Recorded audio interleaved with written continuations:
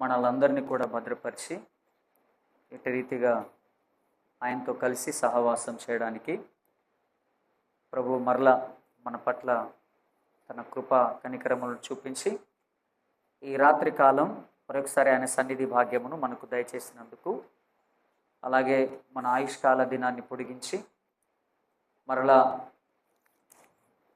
మన ఆయుష్ను పెంచి తన సన్నిధానంలో మనలందరినీ కూడా కూర్చుండబెట్టిన విధానాన్ని బట్టి దేవాది దేవునికి, మన ప్రభువును, సర్వలోకానికి రక్షకుడైన యేసుక్రీస్తు ప్రభువారి ఉన్నతమైన శ్రేష్టమైన నామంలో కృతజ్ఞతాస్తుతులు చెల్లించుకుంటూ చేరి వచ్చిన మీ అందరికీ ప్రియమైన దేవుని సంఘానికి ప్రభు పేరట నా వందనాలు. ప్రియులారా, దేవుని పరిశుద్ధ లేఖనాల్లో నుంచి ఒక లేఖన భాగాన్ని మనం చదువుకుందాము. హెబ్రీలకు రాసిన పత్రిక మొదటి అధ్యాయము, హెబ్రీలకు రాసిన పత్రిక మొదటి అధ్యాయము 1-2 వచనాలు మనం మూలవాక్యంగా చదువుకుందాము. హెబ్రీలకు రాసిన పత్రిక మొదటి అధ్యాయము 1-2 వచనాలు. పూర్వకాలమందు నానా సమయములలోనూ నానా విధములుగాను ప్రవక్తల ద్వారా మన పితరులతో మాట్లాడిన దేవుడు ఈ దినముల అంతమందు కుమారుని ద్వారా మనతో మాట్లాడెను. చాలు. పూర్వకాలంలో, పురాతన కాలంలో, ప్రాచీన కాలంలో, ప్రారంభ కాలమందు నానా సమయములలోను అన్న దగ్గర కింద ఫుట్ నోట్ మనం చూస్తే నానా భాగములుగాను, రకరకాల సమయాలలో, రకరకాల కాలఘట్టాలలో నానా విధాలుగా దేవుడు ప్రవక్తల ద్వారా పితరులతో మాట్లాడాడంట. ఈ దినాల అంతమందు యేసుక్రీస్తు ద్వారా మనతో మాట్లాడాడంట. యేసుక్రీస్తు ద్వారా మనతో మాట్లాడాడు. అంటే పూర్వకాలంలో, ప్రాచీన కాలంలో, నానా కాలఘట్టాలలో, నానా భాగాలలో దేవుడు పరిపరి విధాలుగా, నానా విధాలుగా ప్రవక్తల ద్వారా పితరులతో మాట్లాడిన దేవుడు.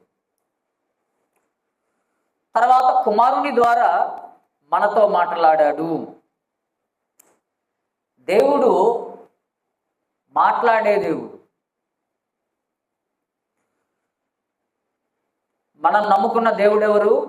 బైబిల్లో ఉన్న దేవుడెవరు? మాట్లాడే దేవుడు. దేవుడు మాట్లాడుతాడు. అయితే ఎన్ని రకాలుగా మాట్లాడతాడు అది ఈ రాత్రి మనం చూడాలి. దేవుడు మాట్లాడే దేవుడే. మాట్లాడే దేవుడు ఎన్ని రకాలుగా మాట్లాడతాడు, ఎన్ని విధాలుగా మాట్లాడుతాడు? దేవుడు మాట్లాడేవాడేనా? మాట్లాడే దేవుడేనా?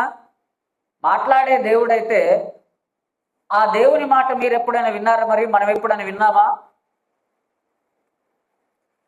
ఇప్పుడు ఈ మనిషికి మాటలు వచ్చా రాదా అని అన్నారనుకోండి, మాటలు వచ్చండి అని అన్నాం అనుకోండి, ఎలా చెప్తాం ఆ మాటలు? మనం ఎలా చెప్తాం? ఎప్పుడైనా ఆ మనిషి మాట్లాడింది మనం చూసి ఉండాలి, లేదా మనం విని అయినా ఉండాలి. అంతేనా? ఎందుకంటే మాటలు రాని వాళ్ళు కూడా ఉంటారుగా. ఉంటారా? ఉండరా? ఉంటారు కదా. మాటలు రాని వాళ్ళు కూడా ఉంటారు కదా.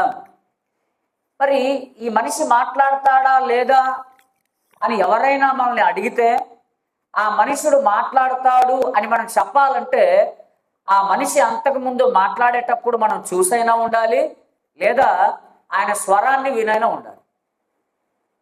అంతేనా? అంతే. మరి దేవుడు మాట్లాడే దేవుడైతే, దేవుడు నిజంగా మాట్లాడేవాడైతే, మరి ఆయన స్వరాన్ని నీవు కానీ నేను కానీ ఎప్పుడైనా విన్నామా? దేన్ని బట్టి మనం ఆయన మాట్లాడే దేవుడు అని మనం చెప్తున్నాం? దేన్ని బట్టి చెప్తున్నాం? మీరు ఎప్పుడైనా విన్నారా ఆయన స్వరాన్ని? మీరు ఎప్పుడైనా దేవుని స్వరాన్ని విన్నారా? విన్నవాళ్ళు ఎవరైనా ఉన్నారా? మనం ఎప్పుడు ఒకవేళ వినకపోతే ఆయన మాట్లాడేవాడని ఎలా చెప్తున్నాం? అంటే మరి వాక్యంలో వ్రాయబడింది ఉంది కదండి, మరి వాక్యంలో వ్రాయబడింది కాబట్టి మరి మనం అది నమ్మాలి కదా, నమ్మకపోతే ఎలాగా కదా. అందుకోసమే ఒక పాట కూడా ఉంటుంది, మాట్లాడే దేవుడవు నీవు, మాట్లాడని రాయువో చెట్టువో కాదు అని చెప్పేసి, మాట్లాడే దేవుడవు నీవు అని చెప్పేసి ఒక పాట ఉంటుంది కదా. దేవుడు మాట్లాడేవాడే, అందులో ఎలాంటి అనుమానం లేదు. మరొక వచనాన్ని చూద్దాం, చూడండి. నిర్గమాకాండము 20వ అధ్యాయము, నిర్గమాకాండము 20వ అధ్యాయము 21, 22 వచనాలు. నిర్గమాకాండము, ప్రజలు దూరముగా నిలిచిరి, ప్రజలు దూరముగా నిలిచిరి, మోషే దేవుడున్న ఆ గాఢాంధకారమునకు సమీపింపగా యెహోవా మోషేతో ఇట్లా, నేను ఇశ్రాయేలీయులతో ఇలాగు చెప్పుము, నేను ఆకాశము నుండి మీతో మాట్లాడి తినని మీరు గ్రహించితిరి. చాలు. ఎక్కడి నుంచి మాట్లాడాడంట? ఆకాశము నుండి. నేను ఆకాశము నుండి మీతో మాట్లాడి తినని మీరు గ్రహించితిరి, మీరు గ్రహించితిరి. దేవుడు చెప్తున్నాడు, మీరు కూడా నేను మాట్లాడతాను, నేను మాట్లాడేవాడను అని మీరు గ్రహించారు. ఎలా గ్రహించారు వీళ్ళు? 19వ అధ్యాయంలోనికి రండి. నిర్గమాకాండము 19వ అధ్యాయము చూడండి.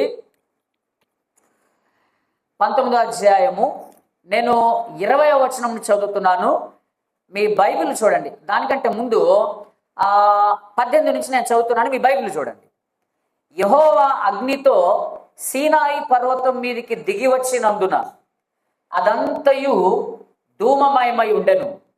దాని ధూమము కొలిమి ధూమము వలె లేచెను, పర్వతమంతయు మిక్కిలి కంపించెను. ఆ బూరధ్వని అంతకంతకు బిగ్గరగా మ్రోగెను. మోషే మాట్లాడుచుండగా దేవుడు కంఠస్వరము చేత అతనికి ఉత్తరం ఇచ్చుచుండెను. అండర్లైన్ చేయండి. మోషే మాట్లాడుచుండగా దేవుడు కంఠస్వరము చేత అతనికి ఉత్తరం ఇచ్చుచుండెను. అంటే ఇక్కడ ఇద్దరి మధ్య కన్వర్జేషన్, ఒక సంభాషణ జరుగుతుంది. ఈయనేదో అడుగుతున్నాడు, ఆయన రిప్లై ఇస్తున్నాడు. ఇద్దరి మధ్య మంచి సంభాషణ జరుగుతుంది. దేవుడు కంఠస్వరము చేత అతనికి ఉత్తరం ఇచ్చుచుండెను. యెహోవా సీనాయి పర్వతం మీదికి, అనగా ఆ పర్వత శిఖరము మీదకి దిగి వచ్చెను. యెహోవా పర్వత శిఖరం మీదికి రమ్మని మోషేను పిలువగా మోషే ఎక్కిపోయెను. అప్పుడు యెహోవా ప్రజలు చూచుటకు యెహోవా యొద్దకు హద్దు మీరి వచ్చిన వారిలో అనేకులు నశింపకుండానట్లు నీవు దిగిపోయి వారికి ఖండితముగా ఆజ్ఞాపించుము. మరియు యెహోవా వారి మీద పడకుండానట్లు యెహోవా యొద్దకు చేరు యాజకులు తమను తామే పరిశుద్ధపరచుకునవలెనని మోషేతో చెప్పగా, మోషే యెహోవాతో, ప్రజలు సీనాయి పర్వతం ఎక్కలేదు, నీవు పర్వతమునకు మేరలను ఏర్పరిచి దాన్ని పరిశుద్ధపరచవలనని మాకు ఖండితముగా ఆజ్ఞాపించితివనెను. అందుకు యెహోవా, నీవు దిగి వెళ్ళుము, నీవును నీతో అహరోనును ఎక్కి రావలెను. అయితే యెహోవా వారి మీద పడకుండానట్లు యాజకులను ప్రజలను ఆయన ఎద్దుకు వచ్చుటకు మేరను మీరకూడదు, ఆయన వారి మీద పడునేమో అని అతనితో చెప్పగా మోషే ప్రజల యుద్ధకు వెళ్ళి మాటలు వారితో చెప్పాడు. ఆ తర్వాత 20వ అధ్యాయంలో 19-20 వచనం చూడండి. ఈ ప్రజలందరూ అంటున్నారు, 18 నుంచి చదువుదాం. 18 నుంచి, ప్రజలందరూ ఆ ఉరుములను, ఆ మెరుపులను, ఆ బూర ధ్వనియు, ఆ పర్వత ధూమమును చూచి భయపడి తొలగి దూరముగా నిలిచి మోషేతో ఇట్లనిది, నీవు మాతో మాట్లాడుము, మేము విందుము. దేవుడు మాతో మాట్లాడిన ఎడల మేము చనిపోదుము. అందుకు మోషే, భయపడుకుడి, మిమ్ము పరీక్షించుటకును మీరు పాపము చేయకుండానట్లు ఆయన భయము మీకు కలుగుటకును దేవుడు వేం చేసినని ప్రజలతో చెప్పాను. ఈ సన్నివేశం అంతా కూడా ప్రజలు చూస్తూ ఉన్నారు. సీనాయి పర్వతం మీదకి ఆయన దిగి రావడం, అగ్ని ధూమాలు ఉండడం, మోషేతో ఆయన కంఠస్వరంతో మాట్లాడడం, ఇవన్నీ కూడా ఈ సన్నివేశాలన్నీ కూడా వాళ్ళు చూస్తున్నారు. వాళ్ళు వింటున్నారు కాబట్టి ఇక్కడ చెప్తున్నారు, మోషే నీవు మాట్లాడితే మేము జీవిస్తాం, కానీ దేవుడు మాట్లాడితే మేము చచ్చిపోతాం. కాబట్టి దేవుడు ఏం చెప్పాడో నువ్వు విని మాకు చెప్పు, అంతేగాని మేము దేవుని స్వరాన్ని వినలేము అన్నట్లుగా వాళ్ళు ఇక్కడ చెప్పారు. తర్వాత దేవుడు అంటున్నాడు, నేను ఆకాశం నుండి మీతో మాట్లాడి తినని మీరు గ్రహించి తిరి. మీ ప్రజలందరికీ అర్థమైంది, నేను ఆకాశం నుంచి మాట్లాడాను అనే సంగతి ప్రజలందరికీ కూడా అర్థమైంది. ఎందుకంటే సీనాయి కొండ మీద ఆ పరిస్థితులన్నిటిని కూడా ప్రజలందరూ కూడా సాక్షార్థంగా చూశారు. దేవుడు మాట్లాడే దేవుడు, ఆయన మాట్లాడే దేవుడు. ఇప్పుడు చూడండి, అసలు మనిషిని నిజంగా దేవుడే సృష్టించాడా? మనిషిని నిజంగా దేవుడే చేశాడా? ఆధారాలు ఏమైనా ఉన్నాయా అనంటే దేవుడే మనిషిని చేశాడు అనడానికి అసలు మామూలు ఆధారాలు కాదు, బొచ్చడు ఆధారాలు ఉన్నాయి. కానీ మనిషి కోతి నుంచి వచ్చాడు అనడానికి ఏ విధమైన ఆధారాలు లేదు. మనిషిని దేవుడే సృష్టించాడు, దేవుడే మనిషిని కన్నాడు అనడానికి అనేకమైన ఆధారాలు ఉన్నాయి. ఉదాహరణకి దేవుడు మాట్లాడే దేవుడు కాబట్టే మాట్లాడే మనిషిని ఆయన తయారు చేసుకున్నాడు. దేవుడు ఆలోచించే దేవుడుగా కాబట్టే ఆలోచించే మనిషిని తయారు చేసుకున్నాడు, ఆలోచించే మనిషి వచ్చాడు. దేవుడు ఆయన స్వతహాగా నిర్ణయాలు తీసుకునేవాడు కాబట్టే మనిషికి కూడా స్వతహాగా నిర్ణయాలు తీసుకునే అధికారాన్ని ఆ జ్ఞానాన్ని దేవుడు మనిషికి ఇచ్చాడు. దేవుడు మంచేదో చెడేదో ఆయన చేసే ఆ వివేకం దేవునికి ఉంది. అలాగే దేవుడు కూడా మనిషిని ఆ మంచి చెడు చేసే ఆ స్వేచ్ఛను ముందు పెట్టాడు. దేవుడు స్వతంత్రుడు, అలాగే మనిషి కూడా స్వతంత్రుడే. నీవు ఆయన నమ్ముతావా లేదా అనేది బలవంతమేమి లేదు, కేవలం పూర్తిగా నీ ఇష్టం మీదే ఆధారపడి ఉంది. మన ఇష్టం మీదే ఆధారపడి ఉంది.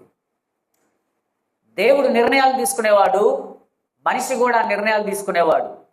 దేవుడు ఆలోచన గలవాడు, మనిషి కూడా ఆలోచన గలవాడు. దేవుడు మాట్లాడేవాడు, మనిషి కూడా మాట్లాడేవాడు. దేవునికి కోపం ఉంది, మనిషికి కోపం ఉంది. దేవుడు ప్రేమించేవాడు, మనిషి కూడా ప్రేమిస్తాడు. ఇలాగా ఆలోచించుకుంటూ పోతే దేవుడు ఆ మనిషి ఖచ్చితంగా వచ్చింది దేవుని దగ్గర నుంచే, జంతువు దగ్గర నుంచి కాదు. ఎందుకంటే ఇప్పుడు మనం చెప్పుకున్న ఈ లక్షణాలన్నీ జంతువులకు ఉండవు. జంతువులకు ఆలోచన, నిర్ణయాలు తీసుకోవడం, వివేకము, స్వాతంత్రము, ఇవన్నీ జంతువులకేం ఉండవు. కాబట్టి దేవుడే మనిషిని చేశాడు. ఇది 100కు 1000% ఇది నిజం. ఇప్పుడు చూడండి, ఒకవేళ దేవుడు గనక మాట్లాడకపోతే, దేవుడు గనక మాట్లాడి ఉండకపోతే ఏం జరిగేది? ఏం నష్టాలు వచ్చేవి? చెప్పగలరా? చెప్తారా? ఒకవేళ దేవుడు గనక మనుషులతో మాట్లాడి ఉండకపోతే, ఒకవేళ దేవుడు గనక మాట్లాడకపోయి ఉంటే అసలు మనకొచ్చే నష్టం ఏంటి? ఇప్పుడు నేను మీతో మాట్లాడలేదనుకోండి, మీకు వచ్చే నష్టం పెద్దగా ఏమి ఉండదు. ఒక మనిషి మనతో మాట్లాడలేదనుకోండి, మనకు వచ్చే నష్టం పెద్దగా ఉండదు. కానీ దేవుడు గనక మనిషితో మాట్లాడకపోతే చాలా భయంకరమైన నష్టాలు ఉన్నాయి. ఏంటో తెలుసా అవి? చూడండి, ఒక్కొక్కటి చెప్తాను, జ్ఞాపకం ఉంచుకోండి. దేవుడు గనక మనిషితో మాట్లాడకపోయి ఉంటే, దేవుడు మనిషితో మాట్లాడకపోయి ఉంటే మొదటి నష్టం, మనిషి బ్రతుకు పరమార్థం ఏంటో, మనిషి జీవిత ఉద్దేశం ఏంటో మనిషికి తెలియదు. అంటే ఎందుకు పుట్టాడో తెలియదు, ఎందుకు పుడుతున్నాడో తెలియదు, ఎందుకు బ్రతుకుతున్నాడో తెలియదు, ఎందుకు పెళ్లి చేసుకుంటున్నాడో తెలియదు, ఎందుకు పిల్లల్ని కంటున్నాడో తెలియదు, ఎందుకు చేస్తున్నాడో కూడా తెలియదు. సేమ్ జంతువు కూడా పుడుతుంది, జంతువు కూడా తింటుంది, జంతువు కూడా తాగుతుంది, జంతువు కూడా పిల్లల్ని కంటుంది, జంతువు కూడా కొంతకాలం బ్రతుకుతుంది, జంతువు కూడా చచ్చిపోతుంది. అలాంటప్పుడు మనిషికి జంతువుకి తేడా ఏముంది? ఏమి లేదు.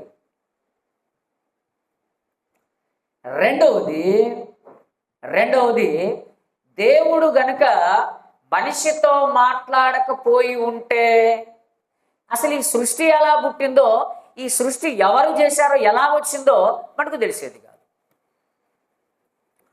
3, దేవుడు గనుక మనిషితో మాట్లాడకపోయి ఉంటే అసలు ఈ పాపం ఎలా వచ్చిందో తెలిసి ఉండకపోయేది.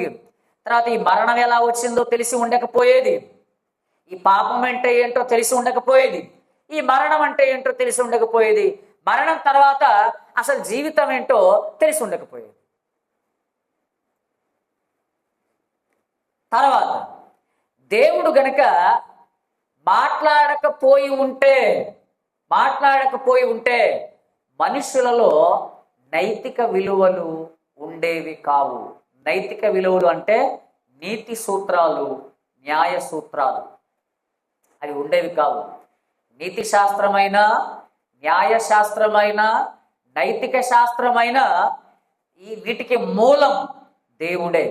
మానవ నైతికతకు మూలం దేవుడే. అంటే ఇది మంచిది కాదు, ఇది చెడ్డది, ఇది చేయకూడదు, ఇది చేయాలి, ఈమె నా అమ్మ, ఈమె నా చెల్లి, ఈయన నా నాన్నగారు, ఈయన నా పొరుగువారు, ఈయనకి సహాయం చేయాలి, ఇతన్ని గౌరవించాలి. ఇలాగా నైతిక విలువలు దేవుడే గనక మాట్లాడకపోయి ఉంటే మనిషికి నైతిక విలువలు అనేవి లేవు.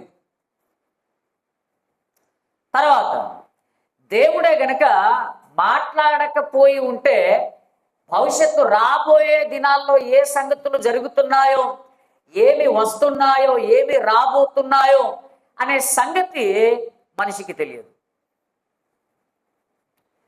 అంటే ఫ్యూచర్ ఈవెంట్స్, భవిష్యత్ కాల సంఘటనలు, అంత్యకాల సంఘటనలు దేవుడే గనక మనిషితో మాట్లాడకపోయి ఉంటే ఇవి మనిషికి తెలిసేది కాదు.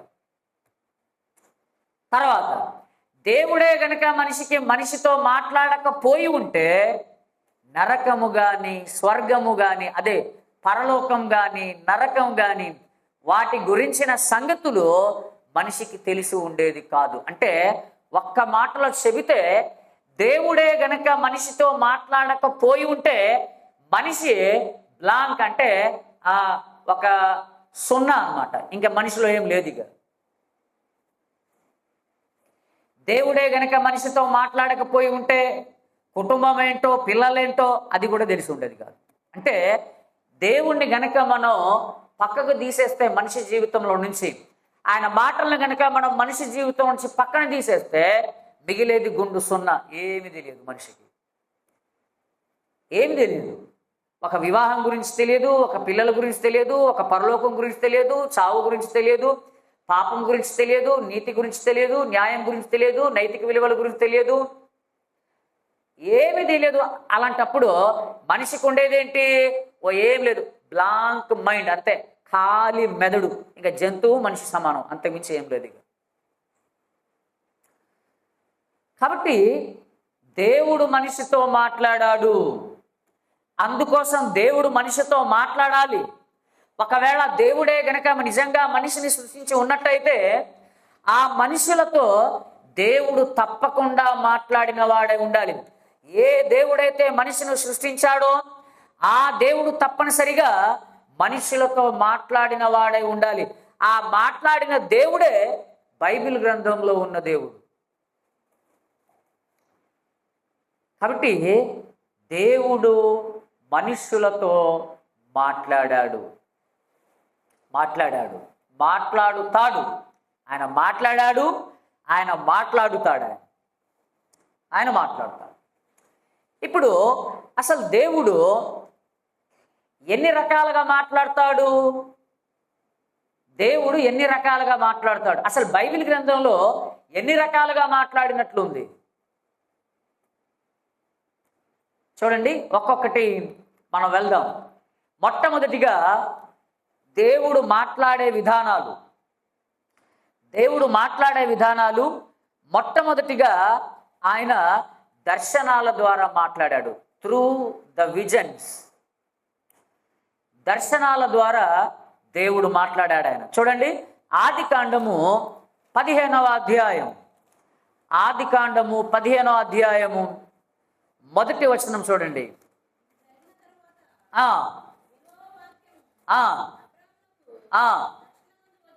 దర్శనమందు వచ్చి, అబ్రామా భయపడకుము, నేను నీకు కేడము, నీ బహుమానము అత్యధికమగునని చెప్పాను.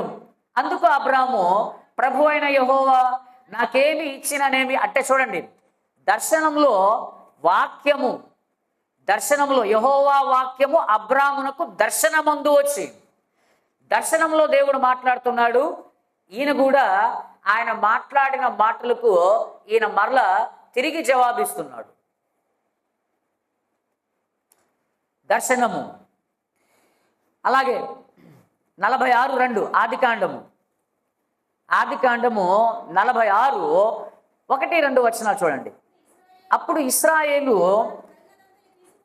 తనకు కలిగినదంతయు తీసుకొని ప్రయాణమై బెయేర్షెబాకు వచ్చి తన తండ్రి అయిన ఇస్సాకు దేవునికి బలులు నర్పించెను. అప్పుడు రాత్రి దర్శనముల యందు దేవుడు యాకోబు యాకోబు అని ఇశ్రాయేలును పిలిచెను.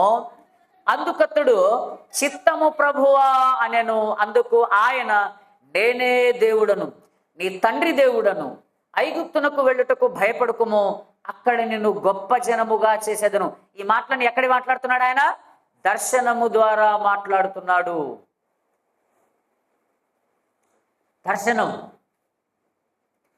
దర్శనం ద్వారా మాట్లాడుతున్నాడు. దర్శనం ద్వారా. అలాగే చూడండి, క్రొత్త నిబంధనలు కూడా చూద్దాం. చూడండి, క్రొత్త నిబంధనలు కూడా దేవుడు దర్శనాల ద్వారా ఎలా మాట్లాడాడో క్రొత్త నిబంధనలు కూడా చూడండి. అపోస్తుల కార్యముల గ్రంథము 9వ అధ్యాయము 9వ అధ్యాయము 10వ వచనాన్ని చూడండి ఒకసారి. దమస్కులో అననీయ అను ఒక శిష్యుడు ఉండేను. ప్రభువు దర్శనమందు అననీయ అని అతన్ని పిలవగా అతడు, ప్రభువా ఇదిగో నేనున్నానెను. అందుకు ప్రభువు, నీవు లేచి తిన్నని దనబడిన వీధికి వెళ్ళి యూదా అనువాని ఇంట తార్సు వాడైన సౌలు అనువాని కొరకు విచారించుము, అదిగో అతడు ప్రార్థన చేయుచున్నాడు. పౌలు గారి గురించి ఇక్కడ అననీయాకు దర్శనం ద్వారా దేవుడు మాట్లాడాడు. అననీయ, ఫలానా ఆ వీధిలో సౌలు అనే ఆయన ఫలానా వాడి ఇంట ప్రార్థన చేస్తున్నాడు, నువ్వు ఆయన దగ్గరికి వెళ్ళాలి అని చెప్పాడు. ఇప్పుడు చూడండి, ఇక్కడ అననీయ ద్వారా దేవుడు పౌలు గారి గురించి మాట్లాడు. ఆ తర్వాత ఈయన వెళ్తాడు. ఎక్కడ చూడండి, మనం కింద చదువుకుంటూ వెళ్తే ఇక్కడ దేవుడితో ఈయన అంటున్నాడు. చూడండి 13వ వచనం. అందుకు అననీయ, ప్రభువా ఈ మనుష్యుడు యెరూషలేములో నీ పరిశుద్ధులకు ఎంతో కీడు చేసి ఉన్నాడని అతని గురించి అనేకుల వలన వింటిని. ఇక్కడను నీ నామమును బట్టి ప్రార్థన చేయవారందరినీ బంధించుటకు అతడు ప్రధాన యాజకుల వలన అధికారం పొంది ఉన్నాడని ఉత్తరం ఇచ్చను. అందుకు ప్రభువు, నువ్వు వెళ్ళుము, అన్యజనుల ఎదుటను రాజుల ఎదుటను ఇశ్రాయేలీయుల ఎదుటను నా నామము భరించుటకును ఇతడు నేను ఏర్పరచుకొనిన సాధనమై ఉన్నాడు అని చెప్పిన తర్వాత 17వ వచనంలో, అననీయ వెళ్ళి ఆ ఇంట ప్రవేశించి అతని మీద చేతులుంచి, సౌలా సహోదరుడా నీవు వచ్చిన మార్గంలో నీకు కనబడిన ప్రభు అయిన యేసు నీవు దృష్టి పొంది పరిశుద్ధాత్మతో నింపబడినట్లు నన్ను పంపి ఉన్నాడని చెప్పాను.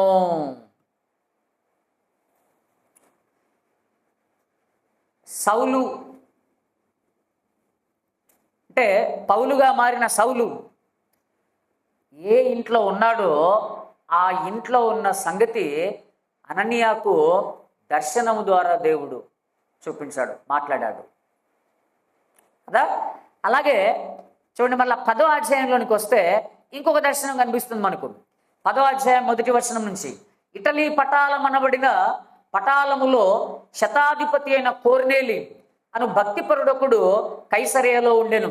అతడు తన ఇంటి వారందరితో కూడా దేవుని యందు భయభక్తులు గలవాడై ఉండి ప్రజలకు బహు ధర్మము చేయొచ్చు ఎల్లప్పుడూ దేవునికి ప్రార్థన చేయువాడు. పగలు ఇంచుమించు 3 గంటల వేళ దేవుని దూత అతని యొద్దకు వచ్చి కొర్నేలి అని పిలుచుట దర్శనమందు తేటగా అతనికి కనబడెను. అతడు దూత వైపు తేరి చూచి భయపడి, ప్రభువా ఏమని అడిగాను. ఇక్కడ పేతురు గారి గురించి చెప్పాడు.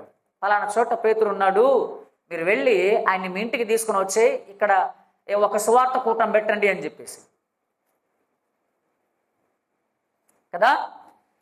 దర్శనము ద్వారా దేవుడు మాట్లాడాడు, దర్శనం ద్వారా. ఇది మొదటి సంగతి. ఎందుకంటే చాలా వచనాలు ఉన్నాయి కానీ అవన్నీ ఇక మనకు అవసరం లేదు, ఎందుకంటే మరలా సమయం అనవసరంగా పొడిగించబడింది.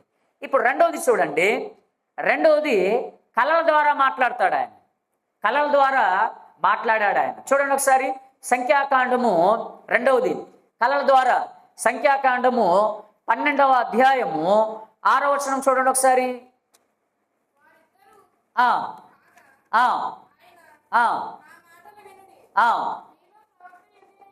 మీలో ప్రవక్త ఉండిన ఎడల యెహోవాను నేను దర్శనమిచ్చి అతడు నన్ను తెలుసుకొనున్నట్లు కలలో అతనితో మాట్లాడుదును. కలలో అతనితో మాట్లాడుదును, నన్ను తెలుసుకున్న వరకు కలలో నేను అతనితో మాట్లాడుదును. అలాగే యోబు గ్రంథము 33వ అధ్యాయం, యోబు గ్రంథము 33వ అధ్యాయము, యోబు గ్రంథము 33వ అధ్యాయము 14వ వచనం నుంచి మనం చదువుకుందాం. దేవుడు ఒక్క మారే పలుకును, 2 మారులు పలుకును, అయితే మనుష్యులు అది కనిపెట్టరు. మంచము మీద కునుకు సమయమున గాఢ నిద్ర పట్టునప్పుడు కలలో రాత్రి కలుగు స్వప్నములలో. ఎక్కడెక్కడ ఎప్పుడెప్పుడు మాట్లాడతారంట? కలలో కదా. గాఢ నిద్ర పట్టినప్పుడు కలలో ఆయన స్వప్నములో దేవుడు మాట్లాడతాడంట. కళల ద్వారా మాట్లాడతాడు. క్రొత్త నిబంధనలో ఎక్కడైనా మాట్లాడా? కళల ద్వారా ఎక్కడైనా మాట్లాడా? క్రొత్త నిబంధనలో ఒకసారి చూడండి, మత్తయి సువార్త 1వ అధ్యాయం 18-20 వచనాలు చదవండి ఒకసారి. 18 నుంచి 20 వచనాలు.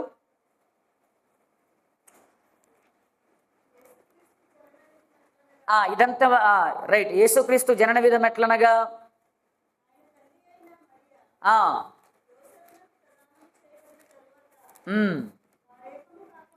వారేకము కాక మునుపు ఆమె పరిశుద్ధాత్మ వల్ల గర్భవతిగా ఉండెను. ఆమె భర్త అయిన యోసేపు నీతిమంతుడై ఉండి ఆమెను అవమానపరచునొల్లక రహస్యముగా ఆమెను విడనాడు ఉద్దేశించెను. అతడు ఈ సంగతులను గూర్చి ఆలోచించుకొనుచుండగా ఇదిగో ప్రభుదూత స్వప్నమందు అతనికి ప్రత్యక్షమై, దావీదు కుమారుడు అయిన యోసేపు, నీ భార్య అయిన మరియను చేర్చుకొనుటకు భయపడకుము, ఆమె గర్భము ధరించినది పరిశుద్ధాత్మ వలన కలిగినది. పరిశుద్ధాత్మ వలన కలిగినది. అలాగే 2:12 చూడండి ఒకసారి. 2:12లో తరువాత హేరోదు నద్దుకు వెళ్ళవద్దని, అంటే తూర్పు దేశ జ్ఞానులు వెళ్ళవద్దని స్వప్నమందు దేవుని చేత బోధింపబడిన వారు మరి యొక్క మార్గమున తమ దేశమునకు తిరిగి వెళ్ళిరి. ఎవరికి ఎవరికి ఎవరికి ఇక్కడ కలలో ఇక్కడ మాట్లాడింది? తూర్పు దేశ జ్ఞానులకి. మొదటగా మాట్లాడింది ఎవరితో? యోసేపు గారితో, అవునా? ఆ తర్వాత చూడండి మరలా 13వ వచనం చూడండి ఒకసారి. వారు వెళ్ళిన తర్వాత ఇదిగో ప్రభుదూత స్వప్నమందు యోసేపునకు ప్రత్యక్షమై హేరోదు ఆ శిశువును సంహరింపవలనని ఆయనను వెతకపోచున్నాడు గనుక నీవు లేచి ఆ శిశువును ఆయన తల్లిని వెంటబెట్టుకొని ఐగుప్తునకు పారిపోయి నేను నీతో తెలియచెప్పు వరకు అక్కడనే ఉండమని అతనితో చెప్పాను. ఎలా చెప్పాడు? ఇది కళ ద్వారా. అలాగే 19వ వచనం చూడండి. హేరోదు చనిపోయిన తర్వాత ఇదిగో ప్రభు దూత ఐగుప్తులో యోసేపునకు స్వప్నమందు ప్రత్యక్షమై నీవు లేచి శిశువును తల్లిని తోడుకొని ఇశ్రాయేలు దేశమునకు వెళ్ళుము, శిశువు ప్రాణము తీయ చూచుచుండిన వారు చనిపోయిరని చెప్పాను. అప్పుడు అతడు లేచి శిశువును తల్లిని తోడుకొని ఇశ్రాయేలు దేశమునకు వచ్చాను. కళ ద్వారా దేవుడు మాట్లాడాడు. అలాగే దానియేలు గ్రంథంలో కూడా చాలా కళలు మనకు కనిపిస్తాయి. ఇప్పుడు కళకు దర్శనానికి తేడా ఏంటి? అసలు కళ అంటే ఏంటి, దర్శనం అంటే ఏంటి? కళకు దర్శనానికి తేడా ఏంటి? రెండు ఒకటేనా? రెండు ఒకటి కాదు. కళ వేరు, దర్శనం వేరు. కళ నిద్రలో వచ్చేది కళ. గాఢ నిద్ర పట్టినప్పుడు మనం ఏమనుకుంటాం? మనం పడుకున్న తర్వాత ఆ నిద్ర అంతా కూడా ఒకటే రకంగా ఉంటుంది అనుకుంటాం. లేదు, నిద్ర కొన్ని సైకిల్గా ఉంటుంది. అందులో ఎక్కువ శాతం కళలన్నీ కూడా REM నిద్ర అంటారు. అంటే ర్యాపిడ్ ఐ మూమెంట్ అని చెప్పేసి REM. ఎక్కువ శాతం కళలన్నీ కూడా ఈ REM నిద్రలోనే ఉంటుంది. అంటే సుమారుగా ఇది దాదాపుగా మనకు 30 నిమిషాల నుంచి దాదాపుగా 110-120 నిమిషాల వరకు ఉంటుంది ఈ నిద్ర. 70 నుంచి 90 నిమిషాల మధ్య. ఆ టైంలో మనకు కళలు వస్తాయి. అసలు విచిత్రమైన విషయం ఏంటంటే కళల గురించి అసలు శాస్త్రానికి పూర్తి సంగతులు తెలియదు ఇప్పటి వరకు. న్యూరో సైన్స్లో కళల గురించిన పూర్తి ఖచ్చితమైన కళలు ఈ కారణాన్ని బట్టి వస్తాయి, ఈ కారణాన్ని బట్టే కళలు వస్తాయి అనేది ఎవరికి కూడా తెలియదు. ఇంకోటి, ఆ కళల్లో అసలు మన మెదడు ఆ చిత్రాలను, అంటే ఆ మనుషులను కానీ ఆ సంఘటనలు కానీ అది బొమ్మలుగా మనకి ఎలా చూపిస్తుంది అనేది కూడా ఇప్పటి వరకు పూర్తిగా తెలియదు. ఇప్పుడు కళ అంటే పడుకున్నప్పుడు వచ్చేది కళ, నిద్రపోతున్నప్పుడు వచ్చేది కళ. దర్శనం నిద్రపోతే వచ్చేది కాదు, మెలకువతో వచ్చినప్పుడు దర్శనం. మెలకువతో ఉన్నప్పుడు వచ్చేది దర్శనం. పడుకున్నప్పుడు నిద్రపోయినప్పుడు వచ్చేది కళ. దేవుడు దర్శనం ద్వారా మాట్లాడతాడు, దేవుడు కళల ద్వారా మాట్లాడుతాడు కదా. రెండు. ఇప్పుడు మూడోది చూడండి. మూడోది దేవుడు ఎలా మాట్లాడతాడు అని చూస్తే మూడోది పరిస్థితుల ద్వారా మాట్లాడుతాడు. దేని ద్వారా? పరిస్థితుల ద్వారా మాట్లాడతాడు. Through the circumstances. చూడండి ఒకసారి యోనా గ్రంథము మొదటి అధ్యాయము మీరు 1 నుంచి 6 వచనాలు రాసుకోండి. అక్కడ ఏముంది? దేవుడు నినివేకు వెళ్ళమని చెప్తే ఈయన తర్షీషుకు వెళ్ళడానికి రెడీ అయ్యాడు, ఓడ ఎక్కేశాడు. ఓడ ఎక్కేస్తే అంతలోనే సడన్గా ఓడ బయలుదేరింది. అప్పుడు వాతావరణం బాగానే ఉంది. ఓడ సముద్రంలో కొంత దూరం వెళ్ళిపోయింది. వాతావరణం వెంటనే మారిపోయింది. భయంకరమైన తుఫాను, భయంకరమైన గాలులు. ఇంకా ఓడ ఇంకా పగిలిపోయిద్దేమో అనే భయంతో ఆ ఓడలో ఉన్న వారందరూ కూడా ఆ ఓడలో ఉన్న సామాన్లన్నీ కూడా సముద్రంలో పారవేయడం ప్రారంభించారు.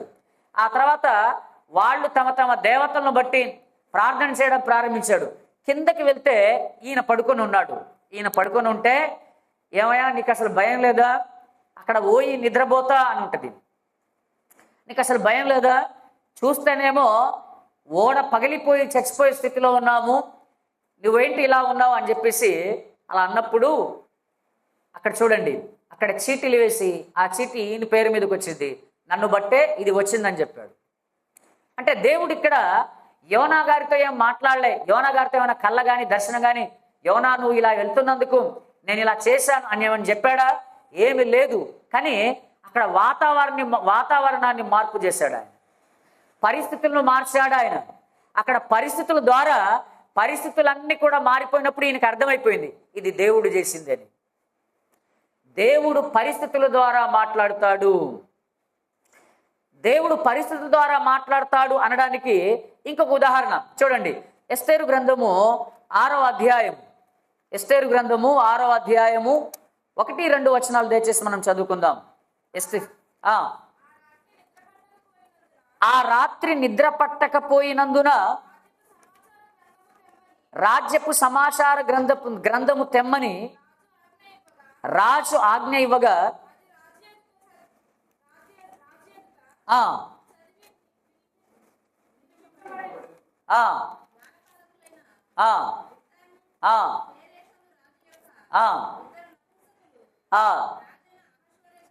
రాజైన అహష్వేరోషును చంపయత్నించిన సంగతి మొర్దెకై తెలిపినట్టు అందులో వ్రాయబడి ఉండేది. ఆగండి.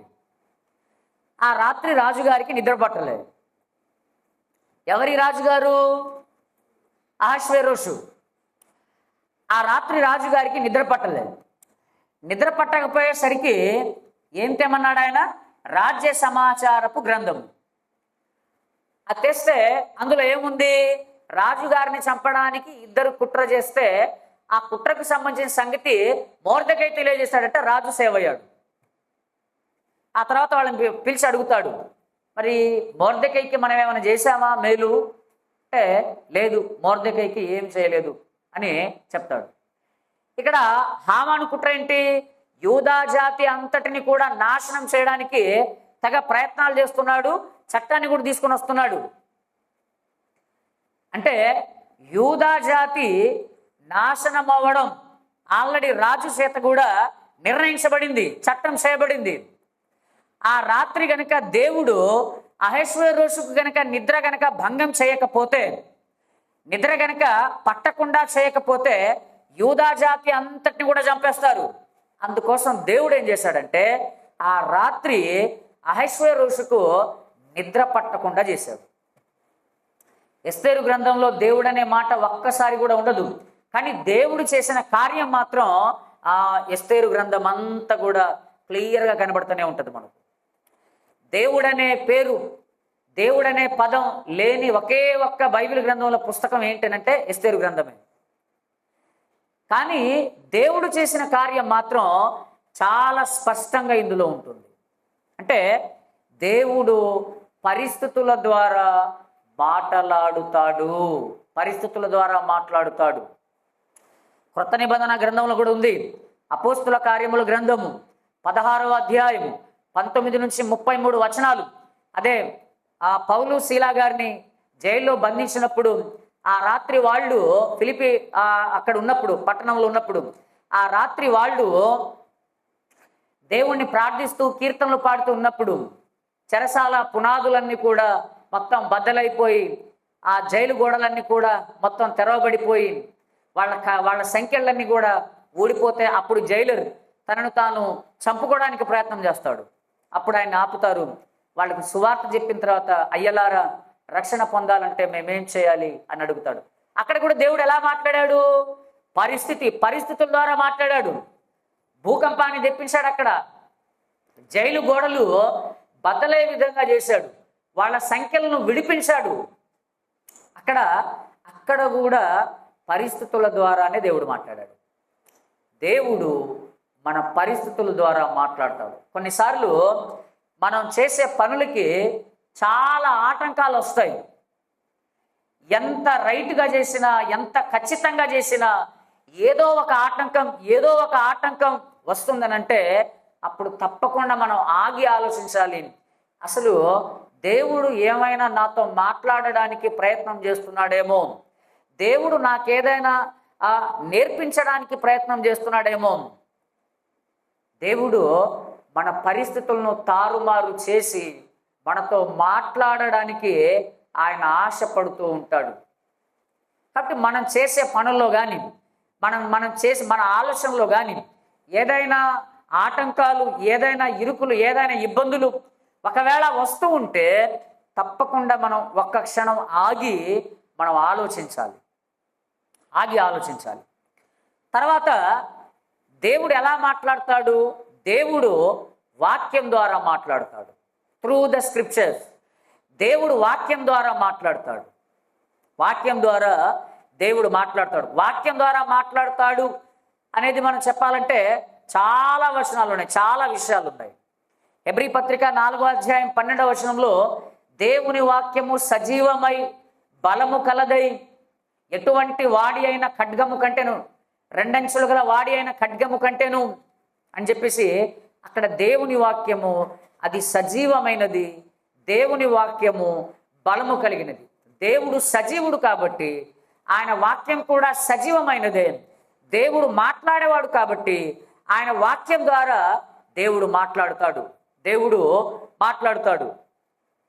అలాగే చూడండి, దేవుని వాక్యం గురించి మరికొన్ని సంగతులు 29 ద్వితీయోపదేశ కాండము 29వ వచనం, 29వ అధ్యాయము 9వ వచనం. ద్వితీయోపదేశ కాండము 29వ అధ్యాయము 9వ వచనం. కాబట్టి మీరు చేయునదంతయు చక్కగా జరుగునట్లు ఈ నిబంధన వాక్యములను అనుసరించి నడుచుకునవలెను. నీతో చెప్పిన ప్రకారముగాను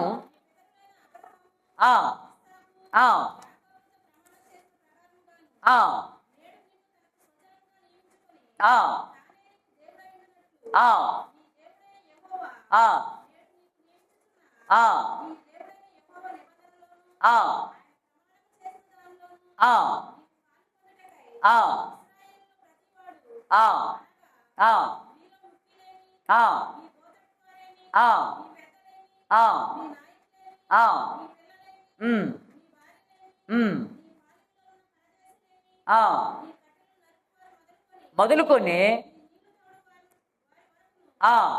మీరందరూ నేడు మీ దేవుడైన యెహోవా సన్నిధిని నిలిచి ఉన్నారు. అలాగే యెజ్రా గ్రంథము 7వ అధ్యాయము 10వ వచనం. యెజ్రా గ్రంథము 7వ అధ్యాయము 10వ వచనం.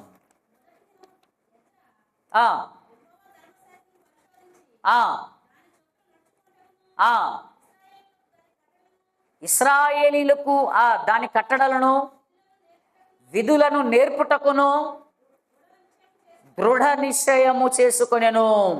యెజ్రా యెహోవా ధర్మశాస్త్రమును పరిశోధించి దాని చొప్పున నడుచుకోవడానికి, ఇశ్రాయేలీలకు దాని కట్టడలను విధులను నేర్పడానికి దృఢ నిశ్చయము చేసుకొనెను. అలాగే యోహాను సువార్త 1వ అధ్యాయం 1 నుంచి 4 వచనాలు, ఆది అందు వాక్యం ఉండెను, వాక్యము దేవుడై ఉండెను, వాక్యము దేవుని యొద్ద ఉండెను, వాక్యము దేవుడై, అది మనకు తెలుసు కదా. కాబట్టి చాలా విషయాలు దేవుడు వాక్యం ద్వారా మాట్లాడతాడు.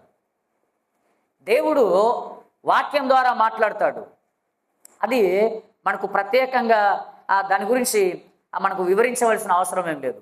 దేవుడు వాక్యం ద్వారా మాట్లాడతాడనే సంగతి మనకు తెలుసు. తర్వాత దేవుడు ఎలా మాట్లాడతాడు? ప్రేరేపణ ద్వారా మాట్లాడతాడు. హృదయ ప్రేరేపణ లేదా మనస్సు ప్రేరేపణ ద్వారా మాట్లాడతాడు. హృదయాన్ని ప్రేరేపించుట లేదా మనస్సును ప్రేరేపించడం ద్వారా దేవుడు మాట్లాడతాడు. చూడండి ఒకసారి మనం చూద్దాం. చూడండి, 2వ దినవృత్తాంతాల 2వ గ్రంథము 36వ అధ్యాయము. దినవృత్తాంతాలు 2వ గ్రంథము 36వ అధ్యాయము 22వ వచనం చూడండి.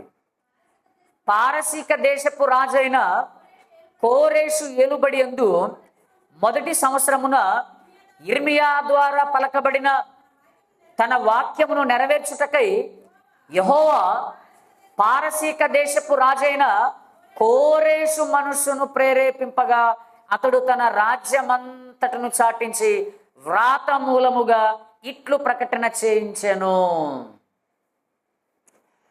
ఎలాగా? 70 సంవత్సరాల చెరకాలం అయిపోయింది. మీ దేశాలకు వెళ్ళండి, మీ దేశాలకు వెళ్ళి పాడైపోయిన మీ పట్టణాన్ని, ఆ తర్వాత కాల్చబడిన మీ మందిరాన్ని కట్టుకోండి అని చెప్పడానికి ఇక్కడ దేవుడు కోరేషు మనస్సును ప్రేరేపించాడు. కోరేషు మనస్సును ప్రేరేపించి తన ప్రజల ద్వారా మాట్లాడాడు ఆయన. అలాగే చూడండి, ఎజ్రా మొదటి అధ్యాయం, ఎజ్రా గ్రంథము మొదటి అధ్యాయము 5వ వచనం చూడండి. అప్పుడు యూదా పెద్దలను, బెన్యామీనీయుల పెద్దలను, యాజకులను, లేవీయులను ఎవరెవరి మనస్సును దేవుడు ప్రేరేపించానో వారందరూ వారితో కూడుకొని వచ్చి యెరూషలేములో ఉండు యెహోవా మందిరమును కట్టుటకై ప్రయాణమైరి. ఎవరెవరి మనస్సులను దేవుడు ప్రేరేపించానో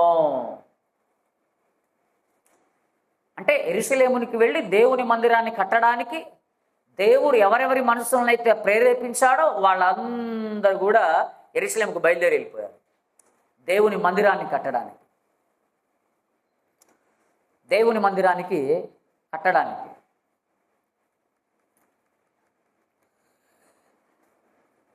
అలాగే క్రొత్త నిబంధనలో కూడా ఒక మాట మనం చదువుదాం. క్రొత్త నిబంధనలో కూడా రోమీలకు రాసిన పత్రిక 2వ అధ్యాయము, రోమీలకు రాసిన పత్రిక 2వ అధ్యాయము, రోమీలకు రాసిన పత్రిక 2వ అధ్యాయము నేను చదువుతున్నాను చూడండి. మొదటి వచనం నుంచి చదువుతున్నాను చూడండి, జాగ్రత్తగా అర్థం చేసుకోండి. కాబట్టి తీర్పు తీర్చు మనుష్యుడా, నీవెవడవైనను సరే నిరుత్తరుడవై ఉన్నావు. దేని విషయంలో ఎదుటివానికి తీర్పు తీర్చుచున్నావు, దాని విషయంలో నీవే నేరస్తుడవని తీర్పు తీర్చుకొంచున్నావు. ఎలయనగా తీర్పు తీర్చు నీవును అట్టి కార్యములనే చేయుచున్నావు కావా? అట్టి కార్యములు చేయువారి మీద దేవుని తీర్పు సత్యమును అనుసరించినదే అని ఎరుగుదుము. అట్టి కార్యములు చేయువారికి తీర్పు తీర్చుచు వాటినే చేయుచున్న మనుష్యుడా, నీవు దేవుని తీర్పు తప్పించుకొందు అని అనుకుందువా? లేదా దేవుని అనుగ్రహము మారు మనస్సు పొందుటకు నిన్ను ప్రేరేపించుచున్నదని ఎరుగక ఆయన అనుగ్రహైశ్వర్యమును, సహనమును, దీర్ఘశాంతమును తృణీకరించుదువా? అంటే మనము తప్పు చేస్తూ ఉండి ఇతరులనేమో మీరు నీతిగా జీవించాలి, మీరు ప్రార్థన చేయాలి, మీరు వాక్యం చదవాలి, మీరు అబద్ధాలు ఆడొద్దు, మీరు అలా చేయాలి, ఇలా చేయాలి అని మనం ఇతరులకి చెప్పి మనమే అవి చేయలేదనుకోండి, అంటే మనం ఏం చేస్తున్నాం? ఇతరులకు తీర్పు తీరుస్తున్నాం. కానీ మనం ఇతరులకు ఏ విషయంలో తీర్పు తీరుస్తున్నామో ఆ విషయంలో దోషులముగా మనమే ఉన్నాం. ఆయనకు బైబిల్ చదవమని చెప్తున్నావు కానీ నువ్వు చదవట్లేదు. ఆయనకు దొంగతనం చేయొద్దని చెప్తున్నావు కానీ నువ్వు చేస్తున్నావు. ఆయనకు అబద్ధాలు ఆడొద్దు మనం అని చెప్తున్నావు కానీ మనం ఆడుతున్నాం. అంటే అర్థం ఏంటనమాట? ఎదుటి వారికి మనం ఏ విషయంలో తీర్పు తీరుస్తున్నామో, ఎదుటి వారికి ఏ విషయాలు మనం బోధిస్తున్నామో ఆ విషయంలో దోషులముగా మనమే తయారైపోతున్నాం. అప్పుడు దేవుడు ఏం చేస్తాడంట? ఆయన మనల్ని ప్రేరేపిస్తాడు. ఎలాగా? ఆయన ఎవరిని ప్రేరేపిస్తాడంటే, బాబు నువ్వు చేసేది కరెక్ట్ కాదు, ఎదుటివాడికి నువ్వు తీర్పు తీరుస్తున్నావు కానీ అసలు నువ్వు కూడా అదే తప్పు చేస్తున్నావు కదా, కాబట్టి మారు మనసు పొందు, సరి చేసుకో, సరిగ్గా జీవించు, వాళ్ళకి చెప్పడం కాదు, ముందు నిన్ను నువ్వు సరి చేసుకో అని దేవుడు మన లోపల ప్రేరేపిస్తుంటాడంట. అప్పుడు గనక మనం దానికి లోబడి సరి చేసుకుంటే మంచిది, సరి చేసుకోకపోతే మనం విసర్జించబడతాం, మనం కూడా తీర్పులోనికి వెళ్ళిపోతాం. కాబట్టి దేవుడు ప్రేరేపిస్తుంటాడు. ప్రేరేపించడం ద్వారా ఆయన మనతో మాట్లాడుతుంటాడు. ఇది తర్వాత దేవుడు కొన్నిసార్లు అన్య జనాంగం ద్వారా కూడా మాట్లాడతాడు.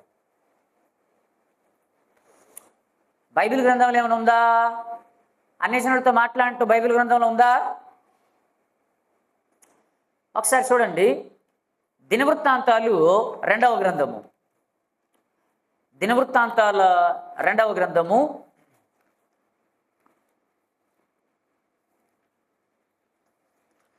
35వ అధ్యాయము, దినవృత్తాంతాల 2వ గ్రంథము 35వ అధ్యాయము 35వ అధ్యాయము 20 నుంచి 22 వచనాలు చూడండి ఒకసారి. ఇదంతయు అయిన తర్వాత యోషియా మందిరమును సిద్ధపరిచినప్పుడు ఐగుప్తు రాజైన నెకో యూఫ్రటీసు నది యొద్దనున్న కర్కెమీషు మీదికి దండెత్తి వెళ్ళుచుండగా యోషియా అతని మీదికి బయలుదేరెను. అయితే రాజైన నెకో అతని యొద్దకు రాయబారులను పంపి, యూదారాజా, నీతో నాకేమి? పూర్వము నుండి నాకు శత్రువులకు వారి మీదకే గాని నేడు నీ మీదికి నేను రాలేదు. దేవుడు త్వర చేయమని నాకు ఆజ్ఞాపించాను గనుక దేవుడు నాతో కూడా ఉండి నిన్ను నశింపజేయకుండానట్లు ఆయన జోలికి నీవు రావద్దని చెప్పనాజ్ఞాపించాను. అయినను యోషియా అతనితో యుద్ధము చేయగోరి అతని యుద్ధం నుండి తిరిగిపోక మారు వేషము ధరించుకొని యెహోవా నోటి మాటలుగా పలకబడిన నెకో మాటలను వినక మెగిద్దో లోయ యందు యుద్ధము చేయవచ్చెను. విలుకాండ్రు రాజైన యోషియా మీద బాణములు వేయగా రాజు తన సేవకులను చూచి, నాకు గొప్ప గాయము తగిలిన, ఇక్కడ నుండి నన్ను కొనిపోవుడని చెప్పాను. కావున అతని సేవకులు రథం మీద నుండి అతన్ని దింపి అతనికున్న వేరు రథము మీద అతన్ని ఉంచి యెరూషలేమునకు అతన్ని తీసుకుని వచ్చిరి. అతడు మృతి పొంది తన పితరుల సమాధులలో ఒక దాని యందు పాతి పెట్టబడెను. మంచి రాజు ఈయన. అసలు ఈయన చావడానికి కారణం ఏంటి? చాలా మంచి రాజు యోషియా, చాలా మంచి రాజు. ఈయన చావడానికి కారణం ఏంటి? చచ్చిపోవడానికి కారణం ఏంటి? దేవుడు ఒక అన్యరాజు, ఐగుప్తు రాజైన నెకో, అంటే ఫరో నెకో, ఈ ఫరో నెకో ద్వారా దేవుడు మాట్లాడించాడు. అసలు ఈ ఫరో నెకో ఎవరి మీద యుద్ధానికి వెళ్తున్నాడు? యోషియా గారి మీద యుద్ధానికి రావట్లే, వేరే తన శత్రువుల మీదకి యుద్ధానికి వెళ్తుంటే ఆయన మీదకి ఈయన వెళ్ళాడు. అసలు ఈయనకి సంబంధం లేని విషయం, ఆయన మీదకి ఈయన వెళ్ళాడు. అప్పుడు దేవుడు ఏం చేశాడు? ఫరో నెకో ద్వారా మాట్లాడి ఒక కబుర్ని పంపించాడా? నువ్వు నా జోలికి రావద్దు, నేను నీ మీదకి యుద్ధానికి రావట్లేదు కదా, ఎందుకు చేస్తావు నువ్వు? దేవుడు నా ద్వారా పలికించిన ఈ మాటలను నువ్వు విను, లేకపోతే నువ్వు చచ్చిపోతావు అని అంటే, దేవుని మాటలుగా పలకబడిన ఫరో నెకో మాటలను ఈయన పట్టించుకోకుండా మరలా అదే ఫరో నెకో మీద ఈయన యుద్ధానికి వెళ్ళాడు. యుద్ధానికి వెళ్తే చచ్చిపోయాడు. అంటే దేవుడు ఒక ప్రమాదంలో కొన్నిసార్లు అన్యజనుల ద్వారా కూడా కొన్ని హింట్స్ ఇస్తాడనమాట, కొన్ని సమాచారం ఇస్తుంటాడు. ఫలానా ఈ రాత్రి భయంకరమైన వర్షం రాబోతుంది, భయంకరమైన గంటకు 150-160 కిలోమీటర్ల వేగంతో గాలులు రాబోతున్నాయి, ఈ ప్రాంతాన్ని ఖాళీ చేయండి అని ఒక పాస్టర్ గారే చెప్పవలసిన అవసరం లేదు. లేకపోతే ఒక దేవుని సేవకుడే నిలబడి టీవీలోనో రేడియోలోనో చెప్పవలసిన అవసరం లేదు. ఎవరు చెప్తారు? వాతావరణ శాఖ ద్వారా, వాళ్ళ ద్వారా చెప్పిస్తాడు, ఈ ప్రాంతాన్ని ఖాళీ చేయించండి. అప్పుడు ఏం చేయాలి? తప్పకుండా ఆ సూచనలు పాటించాలా వద్దా? తప్పకుండా పాటించాలి. అంతేగాని ఆయన చెప్పేదేంటి, వాళ్ళు చెప్పేదేంటి, దేవుడే నాకు చెప్పాలనంటే ఆ తుఫాన్ వస్తుంది, వెళ్ళిపోతాం అంతే. ఇక్కడ కూడా చూడండి, యోషియా చాలా మంచి రాజు కాబట్టి దేవుడు ఫరో ద్వారా ఆ సమాచారాన్ని తెలియజేశాడు, నీవు రావద్దు, నీకు సంబంధం లేని విషయం ఇది, దయచేసి నువ్వు నా జోలికి రావద్దు, విను, చచ్చిపోతావు అని చెప్పాడు. ఈయన ఆ మాటలు పట్టించుకోకుండా ఆయన మీదకి వెళ్ళాడు. అంటే మానవ అజాగ్రత్త, మానవ నిర్లక్ష్యాన్ని దేవుడు బాధ్యత వహించడు. ఈ మాట మనం గుర్తుపెట్టుకోవాలి. మానవ నిర్లక్ష్యాన్ని, మన బాధ్యత లేని తనాన్ని దేవుడు బాధ్యత వహించాడు. ఉదాహరణకి ఇంకా అర్థం అవ్వాలంటే, కారు డ్రైవింగ్ చేసేటప్పుడు సెల్ ఫోన్ మాట్లాడవద్దు, డ్రైవింగ్ చేసేటప్పుడు తాగి డ్రైవింగ్ చేయొద్దు అనే రూల్స్ మనకు తెలుసు. డ్రైవింగ్ చేసేటప్పుడు ఖచ్చితంగా రోడ్డు నియమాలు పాటించాలి అని మనకు తెలుసు. అవన్నీ ఎవడు పాటిస్తాడు అనుకొని ఒక చేతిలో స్టీరింగు, ఒక చేతిలో ఫోన్లో మాట్లాడుకుంటూ వెళ్తున్నారు అనుకోండి, అప్పుడు యాక్సిడెంట్ జరిగింది. దేవుడంటే ఇలా చేశాడనంటే దేవుడు ఏం చేయడు, అది నీ స్వయంకృతాపరాధం, నీ స్వయంకృతాపరాధం. ఇక్కడ యోసియా గారి విషయం కూడా అదే. కాబట్టి దేవుడు ఏం చేస్తాడంటే, ఆయన కొన్నిసార్లు అన్యజనుల ద్వారా కూడా కొన్ని ఆ సమాచారం మనకు తెస్తాడనమాట. ఆ తర్వాత చూడండి, దేవుడు ఎలా మాట్లాడతాడు? తన సృష్టి ద్వారా మాట్లాడతాడు. తాను చేసిన సృష్టి ద్వారా దేవుడు మాట్లాడుతాడు. రోమిలకు రాసిన పత్రిక 1వ అధ్యాయము, రోమిలకు రాసిన పత్రిక 1వ అధ్యాయము 20వ వచనం చూడండి ఒకసారి. ఆయన అదృశ్య లక్షణములు అనగా ఆయన నిత్యశక్తియు దేవత్వమును జగదుత్పత్తి మొదలుకొని సృష్టింపబడిన వస్తువులను ఆలోచించుట వలన తేటపడుచున్నవి గనుక వారు ఆన్సర్ లేకుండా నిరుత్తరులై వాళ్ళ దగ్గర సమాధానం లేదు, దేవుడు లేడు అనడానికి. ఆయన నిత్యశక్తి, ఆయన దేవత్వము, ఆయన సృష్టించిన వస్తువులను ఆలోచించడం ద్వారా తెలుస్తుందంట. ఒక భూమిని గురించి ధ్యానిస్తే దేవుడు ఉన్నాడో లేడో మనకు తెలుస్తుంది. ఒక సూర్యుని గురించి ధ్యానిస్తే దేవుడు ఉన్నాడో లేడో మనకు తెలుస్తుంది. ఒక మొక్కను చూస్తే దేవుడు ఉన్నాడో లేడో మనకు తెలుస్తుంది.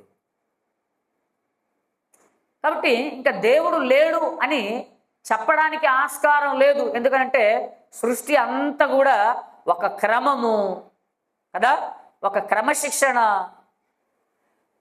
ఎంత చక్కగా అరేంజ్మెంట్స్, ఇవన్నీ కూడా మనం చూస్తే దేవుడు తప్పకుండా ఉన్నాడు. అంటే తన సృష్టి ద్వారా ఆయన మాట్లాడుతున్నాడు. దీన్ని జనరల్ రెవల్యూషన్ అంటారు, సాధారణ ప్రత్యక్షత.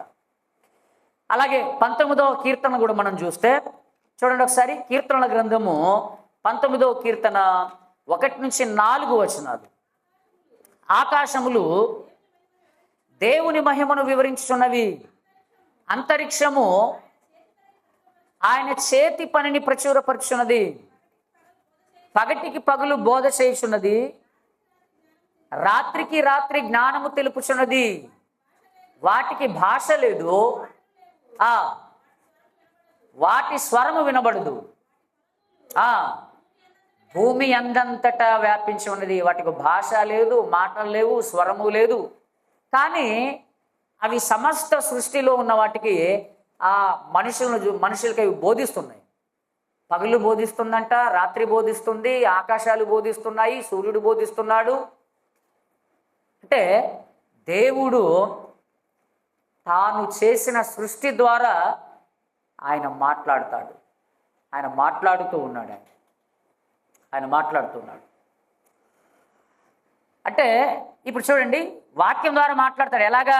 తన సేవకుల ద్వారా, తన దాసుల ద్వారా, వాక్యం ద్వారా ఆయన మాట్లాడతాడు. అంటే వాక్యం చెప్తున్నాము అంటే అర్థం ఏంటి? దేవుడు తన దాసుని ద్వారా మాట్లాడుతున్నాడు అని అర్థం. ఇప్పుడు చూడండి, ఎన్ని ఎన్ని ఎన్ని విషయాలు వచ్చాయి, ఎన్ని రకాలుగా మాట్లాడతాడు దేవుడు? ఎన్ని? 6 7? చెప్పండి, ఏంటి మొదటిదేంటి అమ్మా? దర్శనాల ద్వారా మాట్లాడతాడు, కళల ద్వారా మాట్లాడతాడు, దేని ద్వారా? పరిస్థితుల ద్వారా మాట్లాడతాడు, వాక్యం ద్వారా మాట్లాడతాడు, ప్రేరేపించడం ద్వారా మాట్లాడతాడు, అన్వేషణల ద్వారా మాట్లాడతాడు, సృష్టి ద్వారా మాట్లాడతాడు. ఇప్పుడు ఇన్ని రకాలుగా మాట్లాడతాడు కదా. అయితే ఫైనల్గా చిట్ట చివరిగా దేవుడు ఎన్ని రకాలుగా మాట్లాడినా రావాల్సింది ఒకే ఒక్క దగ్గర. ఏంటది? చూడండి, 2వ పేతురు పత్రిక, పేతురు గారు రాసిన రెండవ పత్రిక, పేతురు గారు రాసిన రెండవ పత్రిక మొదటి అధ్యాయము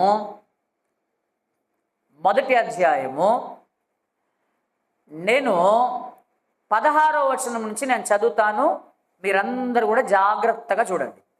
పేతురు గారు రాసిన రెండవ పత్రిక మొదటి అధ్యాయము 16వ వచనం నుంచి. ఏలయనగా చమత్కారముగా కల్పించిన కథలను అనుసరించి మన ప్రభు అయిన యేసుక్రీస్తు యొక్క శక్తిని, ఆయన రాకడను మేము మీకు తెలుపలేదు గాని ఆయన మహాత్స్యమును మేము కన్నులారా చూచిన వారమై తెలిపితిమే. ఈయన నా ప్రియకుమారుడు, ఈయన యందు నేను ఆనందించుచున్నాను అను శబ్దము మహాదివ్య మహిమ నుండి ఆయన యొద్దకు వచ్చినప్పుడు తండ్రి అయిన దేవుని వలన ఘనతయు మహిమయు ఆయన పొందగా మేము ఆ పరిశుద్ధ పర్వతము మీద ఆయనతో కూడా ఉండిన వారమై ఆ శబ్దము ఆకాశం నుండి రాగా వింటిమి. మనం నిర్గమాకాండంలో కూడా చదివాం కదా, ఆకాశం నుండి నేను మీతో మాట్లాడననే సంగతి వారు గ్రహించారని దేవుడు చెప్పాడు కదా. ఈ శబ్దం కూడా ఆకాశం నుంచి వచ్చిందంట, వీళ్ళు విన్నారు. 19వ వచనం చూడండి. మరియు ఇంతకంటే స్థిరమైన ప్రవచన వాక్యము మనకున్నది, తెల్లవారి వేకువ చుక్క మీ హృదయములలో ఉదయించు వరకు ఆ వాక్యము చీకటి గల చోటున వెలిగిచ్చు దీపమైనట్టున్నది. దాని యందు మీరు లక్ష్యం ఉంచిన ఎడల మీకు మేలు. ఎలా అనగా ప్రవచనము ఎప్పుడునూ మనిషిని ఇచ్చను బట్టి కలగలేదు గాని మనుషులు పరిశుద్ధాత్మ వల్ల ప్రేరేపింపబడిన వారై దేవుని మూలముగా పలికిరి. ఇక్కడ దేని యందు మనం లక్ష్యం ఉంచితే మేలు? వాక్యమందు మనం లక్ష్యం ఉంచితే మేలు. ఇప్పుడు దేవుడు ఎన్ని రకాలుగా మాట్లాడినా సరే, మనకు కళలు వచ్చినా, మనకు దర్శనాలు వచ్చినా, మనకు ప్రేరేపణ వచ్చినా, తర్వాత ఎవరి దగ్గర మనకి ఏదైనా సమాచారం వచ్చినా, లేదా ఇలాగా ఏ రకంగా ఉన్నా సరే అల్టిమేట్గా చిట్ట చివరిగా అంతిమ అధికారం అది వాక్యం యొక్క క్రమానికి లోబడి మాత్రమే ఉండాలి. గీటురాయి వాక్యం. వాక్యానికి బయట దేవుడు ఏమి కూడా మాట్లాడవలసినంత అవసరం లేదు. వాక్యానికి బయట నాకు కల వచ్చిందండి, రాత్రిపూట నాకు దేవుడు కలలో చెప్పాడు, ఫలానా ఆయన దగ్గర నుంచి డబ్బులు తీసుకోమని చెప్పాడు అని కల వచ్చింది నాకు, నేను ఆయన దగ్గరికి వెళ్ళి ఆ రాత్రి దేవుడు నాకు కల వచ్చింది, దేవుడు రేపు పొద్దున నీ దగ్గరికి వచ్చి నువ్వు ఒక 50,000 ఇవ్వాలని దేవుడు చెప్పాడు అని అలా చెప్పకూడదు. అది వాక్యానికి బయటది. అది వాక్యానికి బయట. అది ఎందుకంటే కలలు దేవుని ద్వారా కూడా వస్తాయి, కలలు సాతాను దుష్టుని ద్వారా కూడా వస్తాయి. దర్శనాలు దేవుడు ఇస్తాడు, మాయా దర్శనాలు కూడా వస్తాయి, సాతాను కూడా దర్శనాలు ఇస్తాడు. దేవుడు ఆ మనస్సును దేవుడు ప్రేరేపిస్తాడు, సాతాను కూడా ప్రేరేపిస్తాడు. కాబట్టి దేవుని ప్రేరేపణ, సాతాను ప్రేరేపణ. దేవుడిచ్చిన కలన ఇది దుష్టుని యొక్క కలన, దేవుడిచ్చిన దర్శనమా సాతాను దర్శనమా ఎలా తెలుస్తుంది? ఇక్కడికి వచ్చేయాలి, ఇక్కడ వచ్చి చెక్ చేసుకోవాలి. వాక్యం దగ్గరే చెక్ చేసుకోవాలి. వాక్య క్రమానికి లోబడని ఏ కళ అయినా సరే, ఏ దర్శనమైనా సరే, ఏ ప్రేరేపణ అయినా సరే అది దేవునిది కాదు, దేవునికి సంబంధించినది కాదు. దేవుడైతే తన వాక్యానికి వ్యతిరేకంగా, తన వాక్యాన్ని ఖండించే విధంగా ఆయన కలలివ్వడు. దేవుని దగ్గర నుంచి అయితే తన వాక్యానికి విభేదించే విధంగా దేవుడు దర్శనాలు ఇవ్వడు. దేవుని దగ్గర నుంచి అయితే తన వాక్యాన్ని ఖండించే విధంగా ఆయన ప్రేరేపించడు. తన వాక్య పరిధిలోనే, అంటే అంతిమ అధికారం. మనకు కళలు వచ్చినా రాకపోయినా, దర్శనాలు వచ్చినా రాకపోయినా, ప్రేరేపణ వచ్చినా రాకపోయినా, చిట్ట చివరిగా ఏది శ్రేష్టమైనది? వాక్యమే శ్రేష్టమైనది. కాబట్టి ఈ కళలు, ఈ దర్శనాలు, ఈ ప్రేరేపణలు ఇవన్నీ ఏంటి? అవసరాన్ని బట్టి, అవసరమైన సందర్భంలో, అవతలవాడి మనిషి యొక్క పరిస్థితిని బట్టి, ఆయన విశ్వాస పరిమాణాన్ని బట్టి, ఆయన యొక్క జ్ఞానం యొక్క స్థాయిని బట్టి ఇవి రావచ్చు. కానీ సర్వోత్తమమైనది, శ్రేష్టమైనది ఏది? వాక్యమే. కాబట్టి ఇక్కడే ఇందులోనే నువ్వు బలపడాలి. దీని ద్వారానే నువ్వు బలాన్ని పొందుకోవాలి. దీని ద్వారానే, వాక్యం ద్వారానే నువ్వు నడిపించబడాలి. వాక్యమే అంతిమమైన అధికారం, చిట్ట చివరి అధికారం. ఇంకా వాక్యానికి మించిన ప్రత్యక్షత, వాక్యానికి మించిన కళ, వాక్యానికి మించిన దర్శనాలు, వాక్యానికి మించిన ప్రేరేపణలు మనకు అవసరం లేదు. కాబట్టి దేవుడు ఏ విధంగానైనా మాట్లాడతాడు. జంతువులతో మాట్లాడా కదా, బిలామును సిగ్గుపరచడానికి కదా గాడిదకు మానవ స్వరాన్ని ఇచ్చి దేవుడు మాట్లాడించాడు కదా. కాబట్టి దేవుడు ఎలాగైనా మాట్లాడతాడు. అయితే అంతిమమైన అధికారం, మనల్ని రక్షించేది, మనల్ని నిత్యత్వానికి నడిపించేది, మనల్ని బలపరిచేది ఈ వాక్యమే. ఏదైనా సరే ఈ వాక్యానికి విభేదించేది కానీ, ఈ వాక్యానికి బయటికి వెళ్ళేది కానీ అది దేవుని సంబంధమైనది కాదు. కాబట్టి దేవుడు ఎన్ని రకాలుగా మాట్లాడతాడనంటే మనం ఈ 7 రకాలు మనం చూసుకున్నాం. దేవుడు ఈ వాక్యమును మన వినికిడిలో ఫలింపచేయునుగాక. ఆమేన్. ప్రార్థన చేసుకుందాం. పరిశుద్ధుడైన మా దేవ, నమ్మకమైన మా కన్న తండ్రి, ఉన్నతమైన మా ప్రభువా, సర్వశక్తిమంతుడైన మా తండ్రి, మీకు వందనాలు, స్తుతులు, స్తోత్రాలు. నాయనా, ఈ రాత్రికాల సమయం తండ్రి, మీరు మాతో ఎన్ని రకాలుగా మాట్లాడడానికి అవకాశం ఉందో నాయనా ప్రభువా, కొన్ని సంగతులు మీ లేఖనాల నుంచి నా తండ్రి మేము ధ్యానించుకున్నాము. నా తండ్రి, నా దేవా, ఎన్ని రకాలుగా తండ్రి మీరు మాతో మాట్లాడినప్పటికీ తండ్రి మీ వాక్యమే శ్రేష్టమైనది, మీ ఆజ్ఞలే నా తండ్రి సర్వోత్తమమైనది. నా తండ్రి దేవా, మీ వాక్యమే మమ్మల్ని రక్షించేది, మీ వాక్యమే మమ్మల్ని బలపరిచేది. ఏ దర్శనమైనా, ఏ కళ అయినా, అయినా, ఏ సలహా అయినా నా తండ్రి మీ వాక్యానికి విరోధించేదైతే, మీ వాక్యాన్ని విభేదించేదైతే, మీ వాక్యాన్ని దాటి తండ్రి అతిక్రమించి వెళ్ళేదైతే అది నా తండ్రి మీ సంబంధమైనది కాదు అనే సంగతి నువ్వు గ్రహించలాగున మీ సహాయం దయచేయమని దేవా మిమ్మల్ని వేడుకొంచున్నాం. నా కన్న తండ్రి వందనాలు, స్తోత్రాలు. తండ్రి, ఈ వాక్యము మా అందరి హృదయాల్లో నాటబడి నూరంతలుగా ఫలించలాగు ప్రభువా మీ సహాయమును దయచేయమని మిమ్మల్ని వేడుకొంచున్నాం. ఈ రాత్రికాలం చేయవలసిన బిడ్డలందరినీ బట్టి పేరు పేరున వందనాలు, స్తుతులు, స్తోత్రాలు సమర్పించుకుంటున్నాం. తండ్రి, వారిని, వారి కుటుంబాలను దీవించి బలపరచమని మిమ్మల్ని వేడుకొంటున్నాం. నా తండ్రి నాయన, రాలేకపోయిన బిడ్డలను కూడా జ్ఞాపకం చేసుకోండి నాయన. మరి ఒక వారం నడిపించమని మిమ్మల్ని వేడుకొంచున్నాం. నా తండ్రి, రాత్రికాలం మరలా తండ్రి మీ బిడ్డలు ప్రభువా తిరిగి ప్రయాణం వెళ్తుండగా వారి ప్రయాణంలో కూడా మీరు తోడుగునండి, సురక్షితంగా క్షేమముగా తీసుకుని వెళ్ళండి. రేపటి దినం తండ్రి నాయన ప్రభువా, ఇదిగో తండ్రి పరిచారకుల సదస్సులోను నాయన సేవకుల సదస్సులో కూడా మీరు మాకు తోడుగుండి సహాయం చేసి నడిపించమని నా తండ్రి రాత్రికాలం అంతా మమ్మల్ని మేము మీ చేతులకు అప్పగించుకుంటున్నాం. మీ చిత్తానుసారంగా మమ్మల్ని బలపరిచి నా తండ్రి మాకు ఆయుష్కాలము, ఆరోగ్యమును దయచేయమని వేడుకుంటూ ప్రాధేయపడుతూ యేసుక్రీస్తు వారి పరిశుద్ధమైన నామంలో ఈ ప్రార్థన అడిగి వేడుకుంటున్నాను తండ్రి. ఆమేన్. మన తండ్రి అయిన దేవుని ప్రేమ, కుమారుడైన యేసుక్రీస్తు ప్రభు వారి కృప, ఆదరణకర్త అయిన పరిశుద్ధాత్మ దేవుని యొక్క అన్యోన్య సహవాసం ఇప్పుడును ఎల్లప్పుడును సర్వలోకంలో ఉన్న సకల పరిశుద్ధులందరికీ, సార్వత్రిక సంఘమంతటితో పాటు మనందరితో పాటు సదాకాలం తోడుగా ఉండి నడిపించునుగాక. ఆమేన్.